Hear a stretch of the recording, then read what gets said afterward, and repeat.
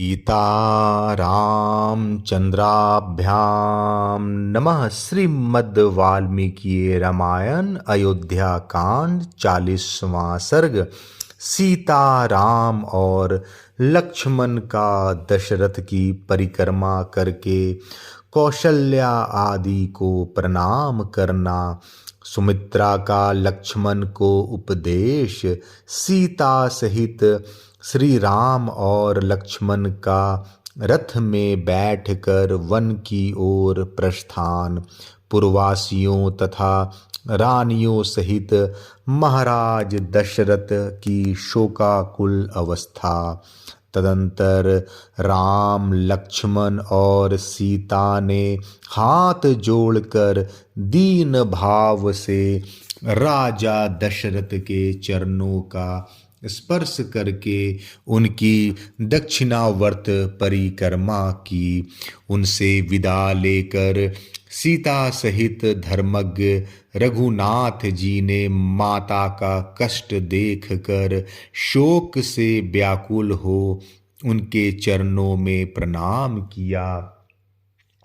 श्री राम के बाद लक्ष्मण ने भी पहले माता कौशल्या को प्रणाम किया, फिर अपनी माता सुमित्रा के भी दोनों पैर पकड़े। अपने पुत्र महाबाहु लक्ष्मण को प्रणाम करते देख उनका हित चाहने वाली माता सुमित्रा ने बेटे का मस्तक शूंघ कर कहा, वत्स, तुम अपने सुहृद श्री राम के परम अनुरागी हो, इसलिए मैं तुम्हें वनवास के लिए विदा करती हूँ। अपने बड़े भाई के वन में इधर उधर जाते समय तुम उनकी सेवा में कभी प्रमाद न करना। ये संकट हो या समृद्धि में ये ही तुम्हारी परम गति है। निष्पाप लक्ष्मण, संसार में सत्य पुरुषों का यही धर्म है कि सर्वदा अपने बड़े भाई की आज्ञा के अधीन रहे।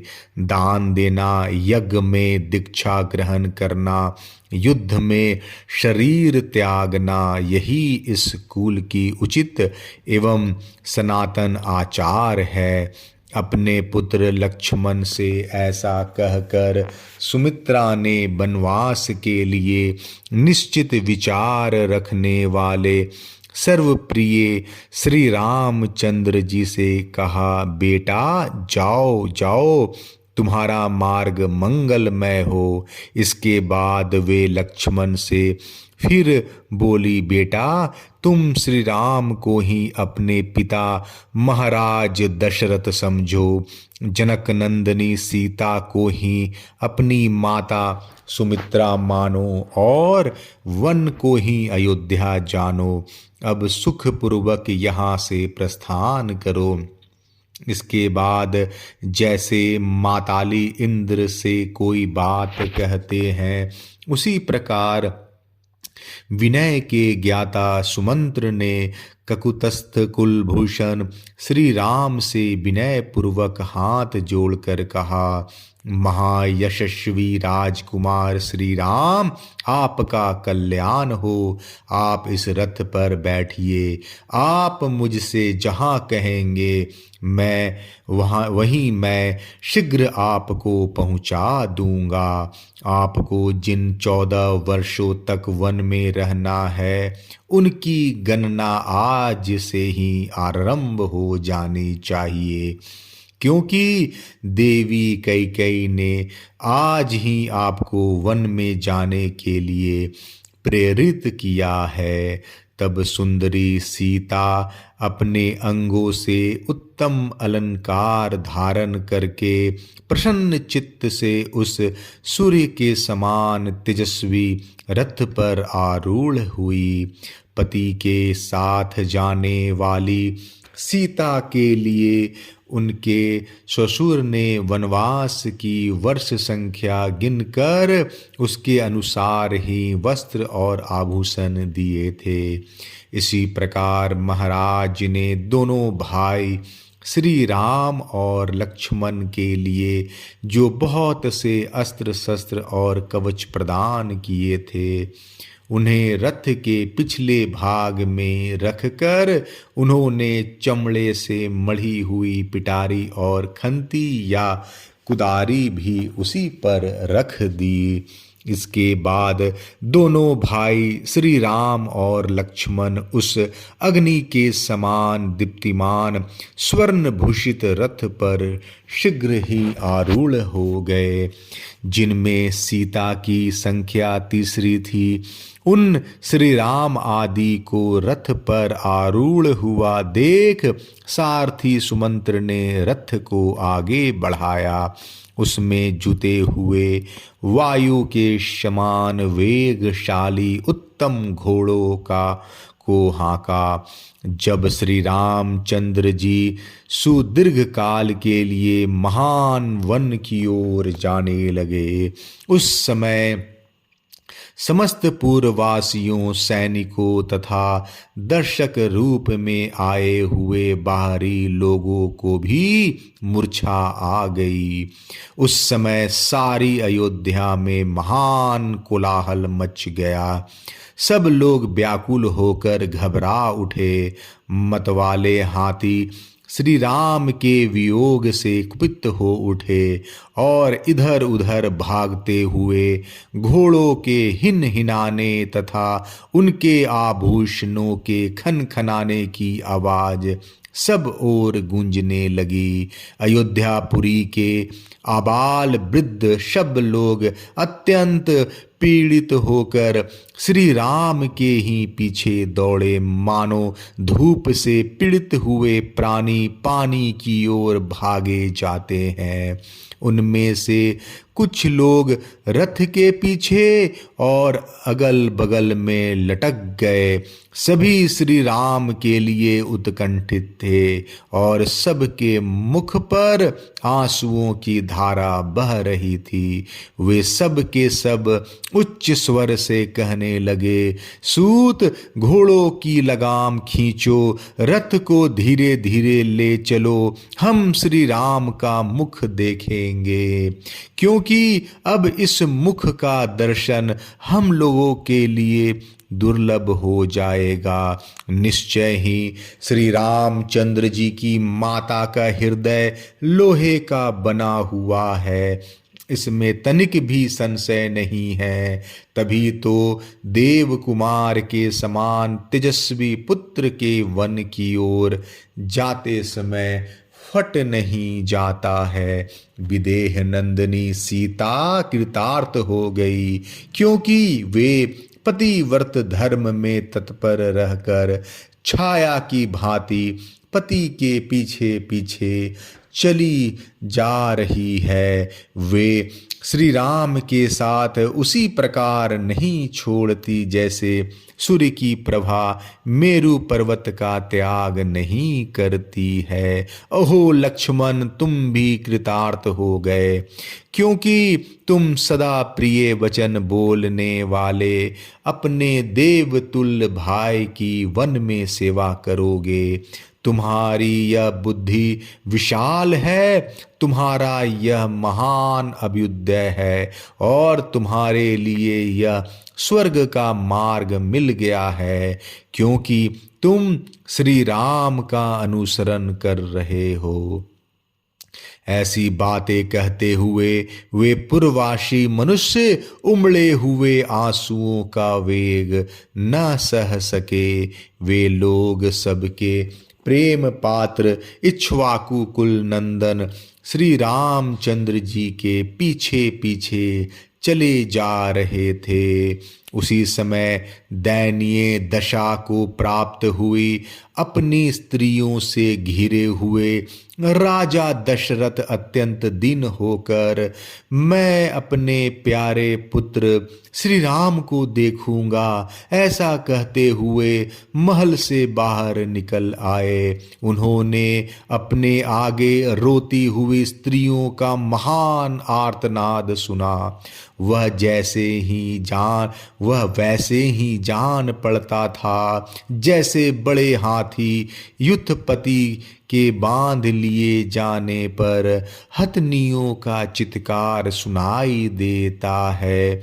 उस समय श्री राम के पिता ककुतस्थ वंशी श्रीमान राजा दशरथ उसी तरह खिन्न जान पड़ते थे जैसे पर्व के समय राहु से ग्रस्त होने पर पूर्ण चंद्रमा श्रीहीन प्रतीत होते हैं।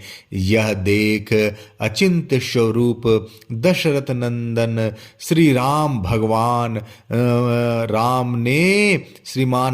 राम ने सुमंत्र को प्रेरित करते हुए कहा, आप रथ को तेजी से चलाइए। एक ओर श्री रामचंद्र जी सारथी से रथ हाँकने के लिए कहते थे और दूसरी ओर सारा जन समुदाय उन्हें ठहर जाने के लिए कहता था।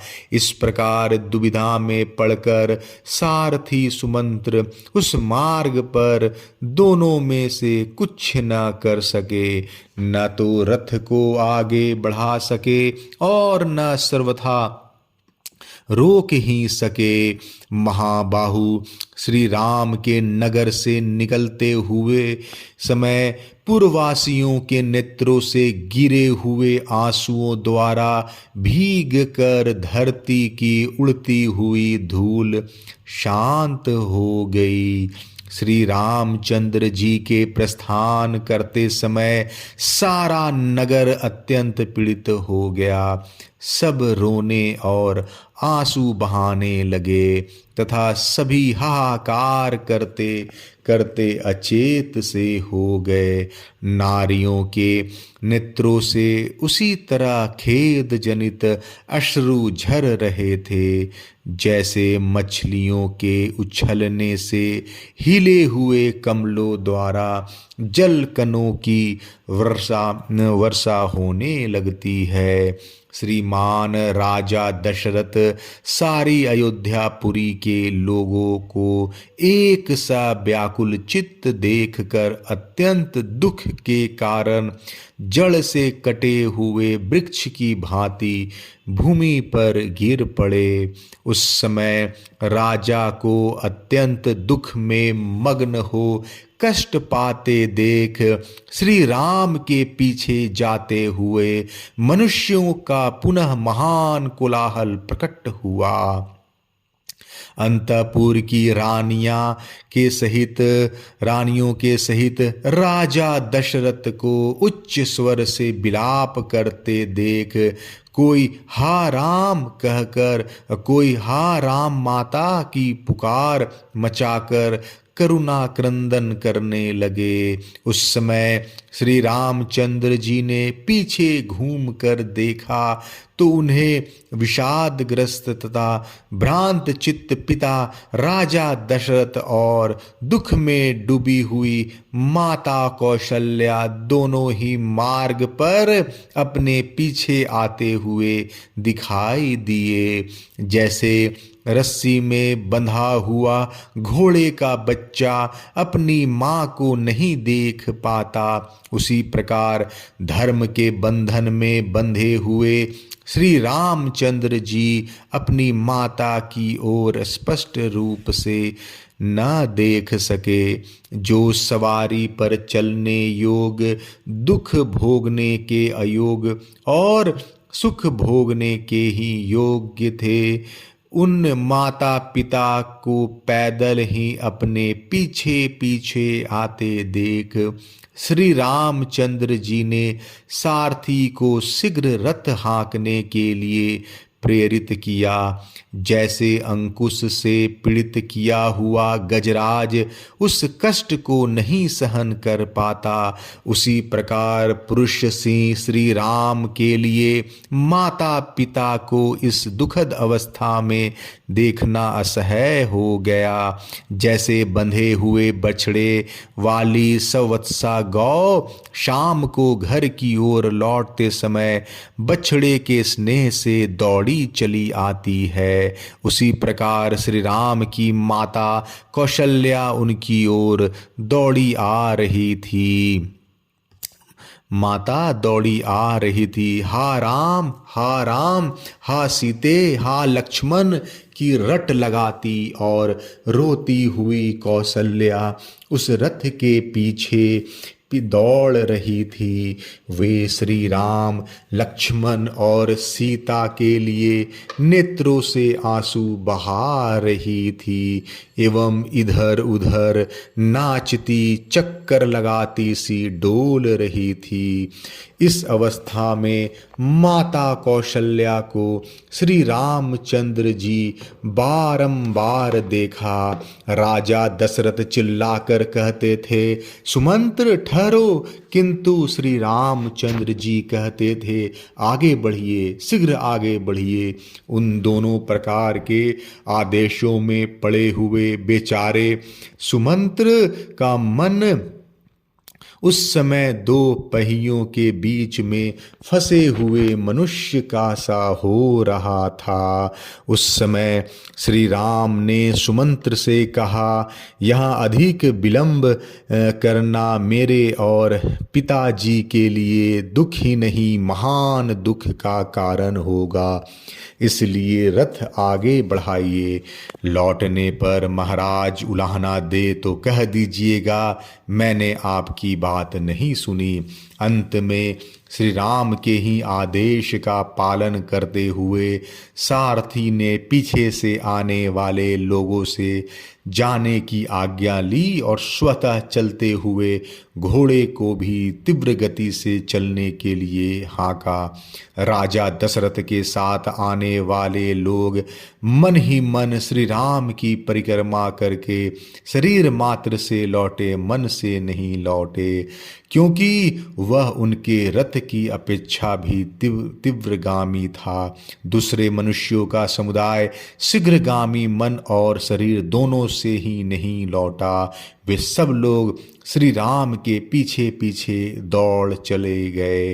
इधर मंत्रियों ने महाराज दशरथ से कहा, राजन, जिसके लिए यह इच्छा की जाए वह पुनः शीघ्र लौट आए, उसके पीछे दूर तक नहीं जाना चाहिए। सर्वगुण संपन्न राजा दशरथ का शरीर पसीने से भीग रहा था। वे विषाद के मूर्तिमान स्वरूप जान पड़ते थे। अपने मंत्रियों की उपयुक्त बातें सुनकर वे वहीं खड़े हो गए और रानियों सहित अत्यंत दीन भाव से पुत्र की ओर देखने लगे। अयोध्या कांड 40वां सर्ग समाप्त। जय श्री राम।